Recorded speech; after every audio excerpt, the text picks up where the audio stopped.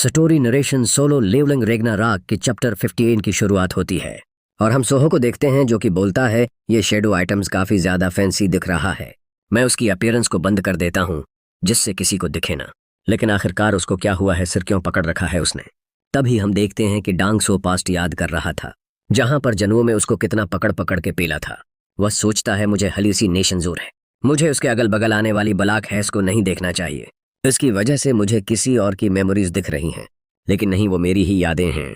मुझे इस आदमी का नाम मालूम है जो कि मुझे नीचा दिखा रहा था। मैं बस अब तक उसको भूल गया था। इसका नाम सिंह जन वाओ है। सोहो बोलता है ये मेरे पापा का नाम कैसे जानता है। बेरो बताता है शायद ग्रेड को अपने पास्ट की मेमोरीज याद आ रही हैं। सोहो पूछता है बेरो ये तो क्या बोल रहा। बेरो बोलता है डांग सो का रिलेशनशिप आपके फादर के साथ अच्छा नहीं था, ये उनके हाथों मर गया। उसके बाद उनका शेडो सोल्जर बना जिसका नाम आपके फादर ने ग्रेड रखा था। शायद उसको भी अपनी मेमोरीज वापस याद आ रही हैं। सोहो पूछता है लेकिन उसको अपनी मेमोरीज बना शेडोकी के कैसे याद आ रही हैं। बेरो बोलता है जैसे वो जिनचल को अपनी मेमोरीज बना किसी शेडोकी के याद आ गई, शायद उसके साथ भी सीम हो रहा है। डांग सो बोलता है सांग जनवो और सांग सोहो। हाँ मुझे अब याद आया है, उसके घर में उसकी एक फैमिली फोटो थी। जरूर ये जिनवो का बेटा है, लेकिन सांग जनवो खुद इस दुनिया में हंटर के तौर पर क्यों नहीं है। अगर उसका कोई रीजन है कि वो इस दुनिया में नहीं आ सकता या फिर अभी कुछ कर नहीं सकता, तभी वो हमला कर देता और कहता है वो जो बलिक नेक्रोमेंसर शकल जिनवो ने मेरे पर इस्तेमाल किया था, भले ही उसके बेटे के पास भी सीम सिकल्स हो, लेकिन शायद अभी भी उसको इस्तेमाल करना अच्छे से जानता नहीं होगा। ये मेरे लिए परफेक्ट चांस है।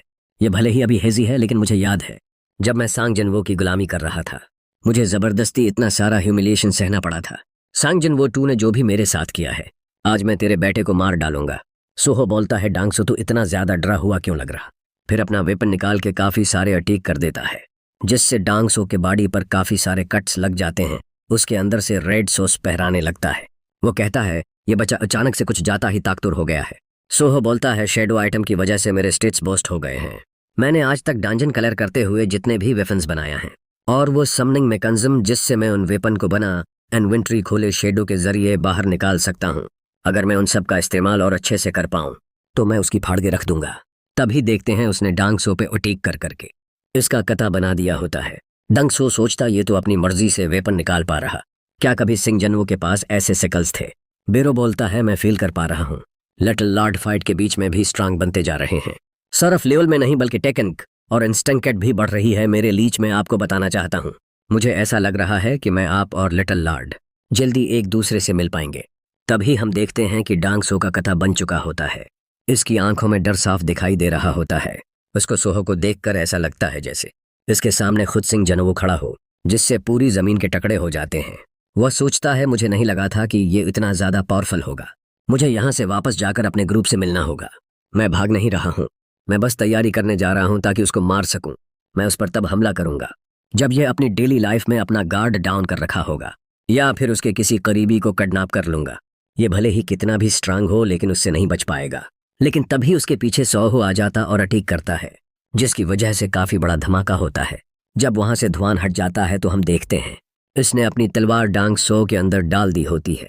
डांग सो बोलता चल तो भी ट्राई कर मुझे अपना गुलाम बनाने की, मैं डेस्परेटली रेजिस्ट करूंगा और फिर तुझे और तेरे बाप दोनों को मार डालूंगा। सोहो बोलता है तो सही में काफी लालची इंसान है, तो तू मुझे नहीं हरा पाया तो मेरे पापा को क्या घंटा हरा पाएगा। लेकिन अगर तेरे अंदर इतनी हिम्मत है तो कोशिश करके देख ले, मैं तुझे इतनी दूर तक जाने नहीं दूंगा। इतना बोलकर वो डांग सो को कट डालता है। इसी के साथ ये चैप्टर ही पर खत्म होता है।